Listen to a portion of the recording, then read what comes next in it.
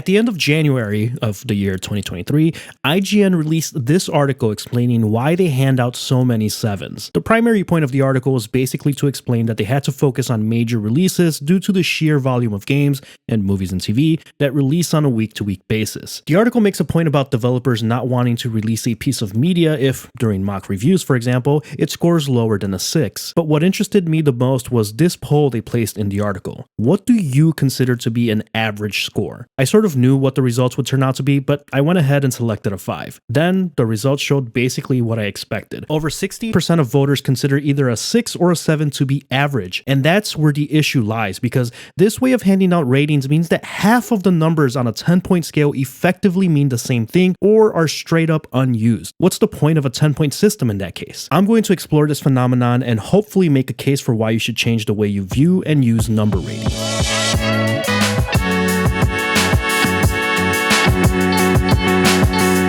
Danny with the DMGT here, your new favorite place for all things music, gaming, and tech. Okay, so let's take a step back here because I have a theory about where the problem with the 10-point scale comes from. The US education system. I don't understand. This won't be a full-on history lesson, but bear with me for a minute. During the Industrial Revolution, the US education system shifted from personalized accounts of student progress between teacher and parent to percentile scores on courses and exams. This is where we begin to see report cards, although no letter grades were used until much later. Then, in the early 1900s, student rankings began to take hold, and using percentages helped colleges determine whether or not a student could do well at their institution. The interesting part of this in the first half of the 1900s was that the average score of a student was, drumroll please, 50%.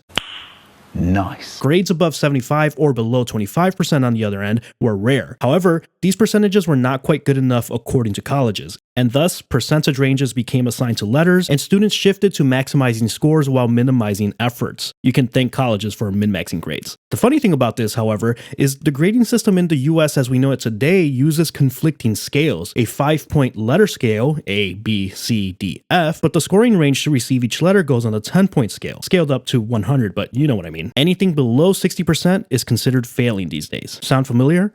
The problem here is that grading or scoring in this way is less about the student's ability themselves and more about how they stack up to each other. Obviously, video game scores are not nearly as socially impactful as education grades, but you start to see where that average score being 7 in that poll comes from. It's the same deal with internet and critic ratings for movies, TV, and albums, basically most mainstream consumer media. And it's also a problem in software reviews, the dreaded NPS scores. I hate NPS scores. Like grades, it muddies down the effectiveness of a product to a number. People just point to a number and make entire decisions on it because it's easy to consume. I don't really have too much more of a relevant tie-in for this, but I just wanted to hate on NPS for a second. Okay, I'm done. Now, all art is subjective. The way a piece of media is perceived will vary from person to person. That's not to say that there can't be a general consensus on what is accepted as good, but it's a tricky thing to identify. Netflix, YouTube, Rotten Tomatoes all try to address this by using a binary rating system of thumbs up or thumbs down. I don't think there's anything wrong with seeing what percentage of viewers enjoyed a thing or not, but it really doesn't tell you anything about the media itself. Again, it really just compares it against each other and the audience. There's a behavioral and linguistics aspect to all of this as well. Because of the way scores are used, consumers start using those ratings as a competition with each other. Haha, the thing I like scored higher than the thing you like, and we swing right back to the school grading system. To take this a bit further, we've seen the rise in the use of the word mid, at least for those of us who are chronically online. It's a fascinating thing because mid is derived from medium, mediocre, aka average. But that's not the way the kids on the internet are using that word. No, rather it is used as an insult, effectively changing the meaning from middle of the road to outright bad. Not always, sometimes you can call someone out on it and they backtrack and say, well, I actually didn't use the word bad, I meant average, not good or not bad either. But we all know what they were implying, it's a slick way to mask meaning.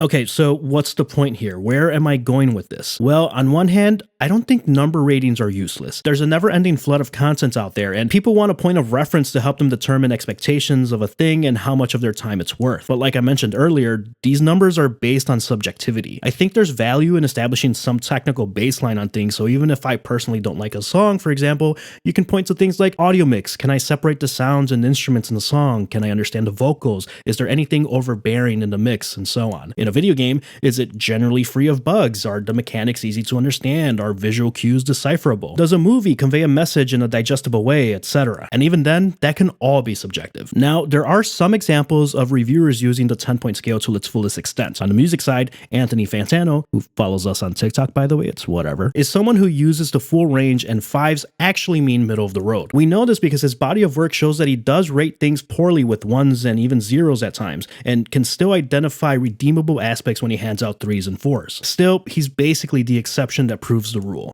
Now, let me ask you this. Have you ever submitted a questionnaire or behavioral survey for like a job application? The survey typically poses a statement to you and you have to answer on your likelihood of agreeing with said statement on a 5-point scale. It's not perfect, but at least it gives you a little bit more insight over the binary yes, no, thumbs up, thumbs down. On occasion, this gets bumped down even further to a 4-point scale to stop the use of undecided. Skill Up on YouTube is maybe the best example on the video game side as someone using that 4-point scale for reviews. What I'm trying to get at is the way media is rated and then the way those ratings are used need to change.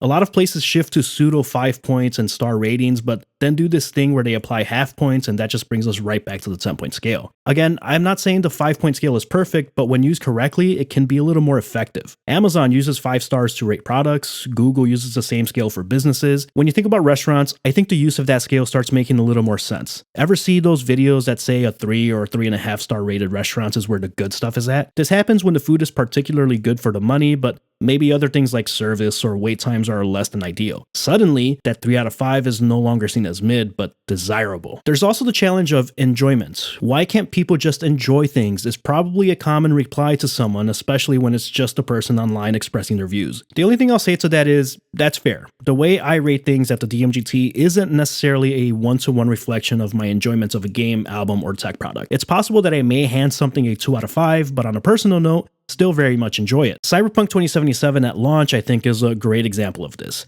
There was a subset of gamers that basically just decided to ignore all the bugs and stood their ground on enjoying the game. I personally disagree, but who cares? It's completely okay that something doesn't get a 5 out of 5.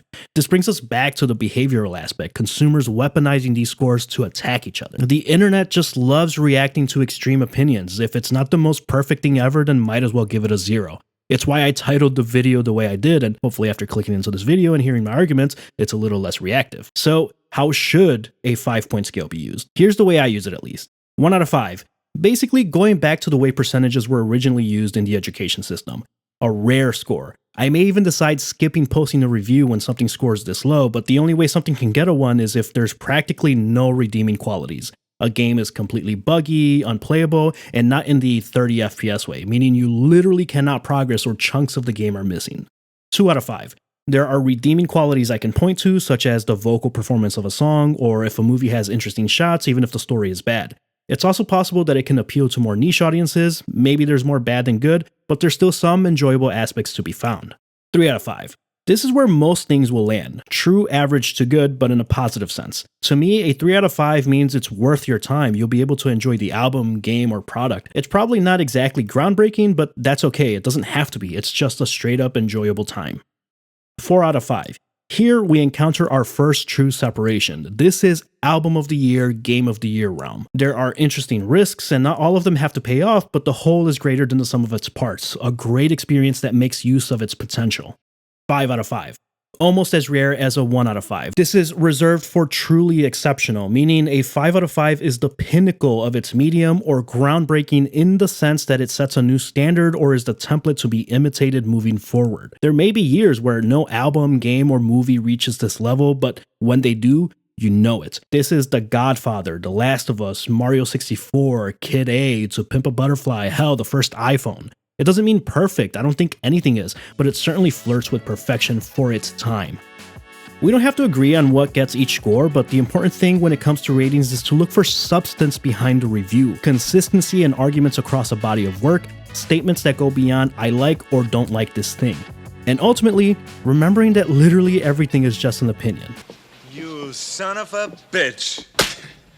Alright, well, here's to hoping that this video gets enough views to even worry about the comment section, but let me know your thoughts. Do you agree, disagree on any of my points? How are you currently using reviews? Do you even care about review scores? I'm wrapping up reviews of the PSVR 2 and a video on HBO's The Last of Us, since it's my favorite video game of all time, so I have plenty of thoughts. I'd love if you stuck around for that. You can give the video a thumbs up if you liked it, consider subscribing if you haven't, but thank you for watching. I'll catch you in the next one.